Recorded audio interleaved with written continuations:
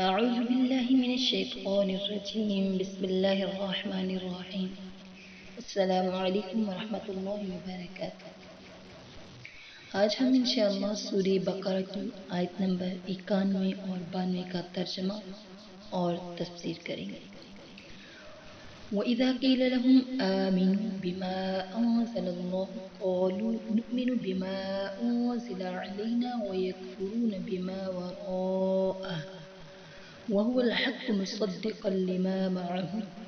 قُلْ فَلِمَ تَقْتُلُونَ أَنْبِيَاءَ اللَّهِ مِنْ قَبْلُ إِنْ كُنْتُمْ مُؤْمِنِينَ وَلَقَدْ جَاءَكُمْ مُوسَى بِالْبَيِّنَاتِ ثُمَّ اتَّخَذْتُمُ الْعِجْلَ مِنْ بَعْدِهِ وَأَنْتُمْ ظَالِمُونَ وَإِذَا قِيلَ لَهُمْ آمِنُوا،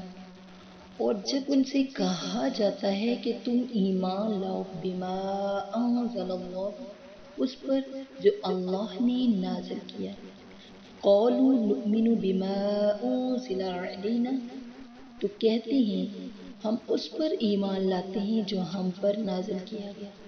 وَيَكْفُرُونَ بِمَا وَرَاءَهُ، اور انکار کرتے ہیں اس کا جو اس کے علاوہ ہے،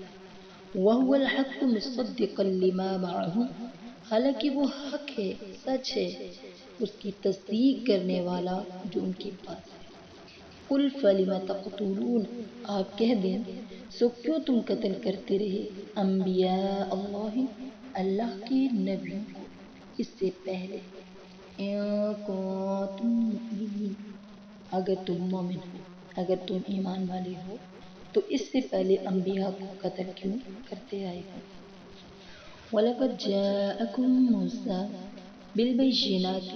اور البتہ تمہارے پاس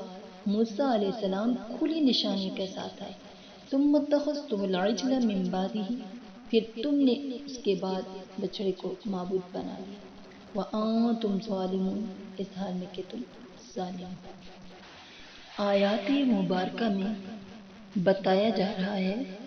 کہ یہود کا نبی علیہ السلام پر ایمان لانے سے انکار تورات اور انجیل پر ایمان نہ لانے کے مترادف ہے۔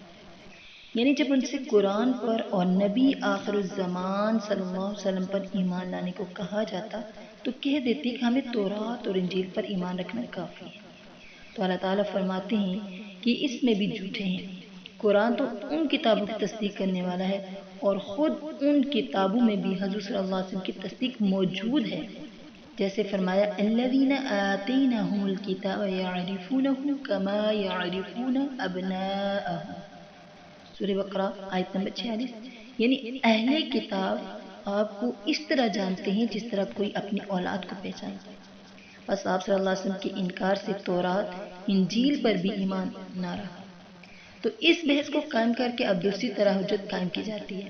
کہ اچھا تورات اور انجیل پر تو ایمان تمہارا ہے، پھر اگلے انبیاء جو ان کی تصدیق اور تابعداری کرتے ہوئے نئی شریعت اور نئی کتاب بغیر آئے تم نے انہیں کیوں قتل کیا؟ تو معلوم ہوا کہ تمہارا ایمان نہ تو اس کتاب پر ہے نہ ان کی اس کتاب پر ہے، یعنی جو پہلی کتابیں ہیں تورات زبور انجیل نہ تو ان پر ہے نہ تو کتاب اللہ پر ہے۔ تو تم محض خواہش کے بندے، نفس کے غلام، اپنی رائے قیاس کے تحت۔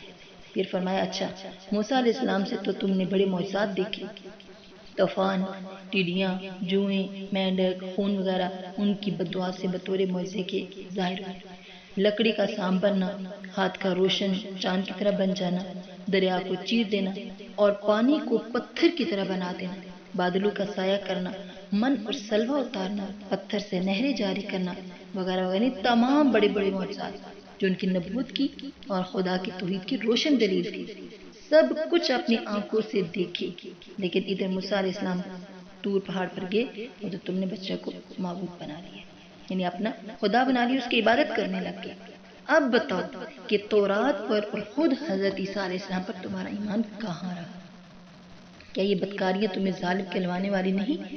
من بعدہ سے مراد موسیٰ علیہ السلام کے طور پر جانے کے بعد، جیسے ایک اور جگہ ہے وَاتَّخَذَ قَوْمُ مُوسَىٰ سورہ اعراف میں، یعنی حضرت موسیٰ علیہ السلام کے طور پر جانے کے بعد آپ کی قوم نے بچے کو معبود بنا لیا اور اپنی جانوں پر اس گوسالہ پرستی سے سری ظلم کیا،